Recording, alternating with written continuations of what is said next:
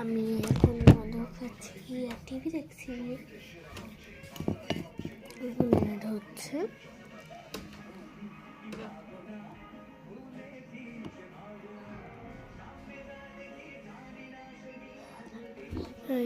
খেতে ভালো লাগে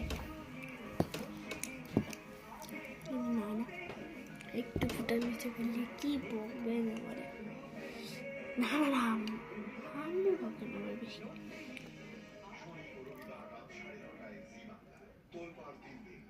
মহাপ্রভুর কৃপায় মৃত মানুষ জীবিত হয়ে ফিরে এসেছে, তাই দেখতে এলাম।